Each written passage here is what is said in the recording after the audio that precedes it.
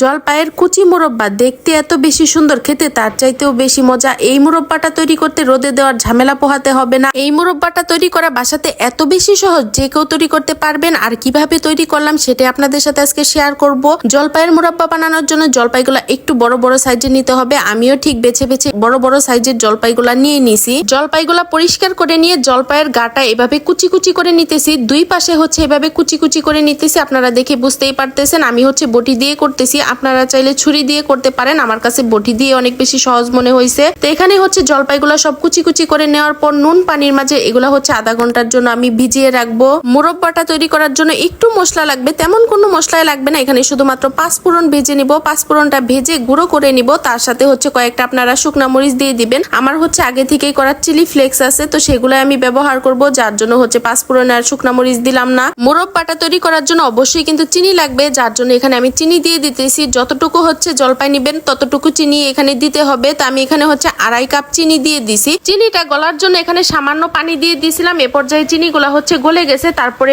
নুন পানিতে ভিজিয়ে রাখা যে জলপাইগুলো আছে সেগুলো উঠিয়ে হচ্ছে এই শিরার মাঝে দিয়ে দিলাম। এখন হচ্ছে ঢাকনা দিয়ে ঢেকে জাল করে নেওয়ার পালা। এখানে কোনো আর কাজ নেই, এখন হচ্ছে কড়াইটা দুলিয়ে দুলিয়ে এভাবে নাড়তে হবে। এ পর্যায়ে হচ্ছে অন্য কিছু দিয়ে নাড়া দেওয়া যাবে না, জলপাইগুলা ভেঙে যাবে। জলপাইগুলা কিন্তু এখন নরম আছে, আর একটু পরেই হচ্ছে জলপাইগুলা শক্ত হয়ে যাবে আর হচ্ছে কালার চেঞ্জ হয়ে যাবে। অনেকটা সময় জাল করার পর চিনিগুলা ক্যারামেল হতে শুরু করছে আর কালারটা কিন্তু একদমই চেঞ্জ হয়ে গেছে। তো এই পর্যায়ে হচ্ছে জলপাইয়ের মুরব্বাগুলা প্রায় হয়ে আসছে। কিছুক্ষণ আগে যে পাঁচফোড়ন গুঁড়ো করে রাখছি তার সাথে চিলি ফ্লেক্স এগুলা হচ্ছে উপরে দিয়ে দিব। আপনারা ঝালের পরিমাণ না দিতে চাইলে না দিতে পারেন। জলপাইগুলা কুচি করে নেওয়ার কারণে কিন্তু ভেতরে রসটা খুব সুন্দরভাবে ঢুকছে আর খেতে কিন্তু বেশ ভালো লাগছে। আমি হচ্ছে এ পর্যায়ে চুলাটা বন্ধ করে দিছি। উপরে হচ্ছে আবারও কিছুটা চিলি ফ্লেক্স দিয়ে দিলাম। এতটা চিনিওয়ালা মোরব্বার মাঝে এইটুকু চিলি ফ্লেক্স দিলে কিন্তু ঝাল লাগবে না, অবশ্য স্বাদটা আরো দ্বিগুণ হবে। এই যে দেখেন আমি হচ্ছে এটা ঠান্ডা করার পরে ভিডিওটা করছি, কালারটা কত বেশি সুন্দর আসছে। আমি কিন্তু একদমই ফুড কালার দেই নাই বা রোদ্রেও শুকাই নাই। আপনারা এইভাবে বাসায় ট্রাই করে দেখবেন। জলপাইয়ের এই কুচি মোরব্বাটা খেতে এত বেশি ভালো লাগে। বাজারে জলপাই শেষ হওয়ার আগে আপনারা এইভাবে মোরব্বাটা তৈরি করতে পারেন। সাথে আপনারাও জলপাইয়ের কুচি মোরব্বাটা বানিয়ে খেলে কিন্তু বারবার খেতে ইচ্ছে করবে, আর যাকে খাওয়াবেন সে তো অবশ্যই পছন্দ করবে। আর আপনাদের কাছে কেমন লাগলো অবশ্যই কিন্তু কমেন্ট করে জানাবেন।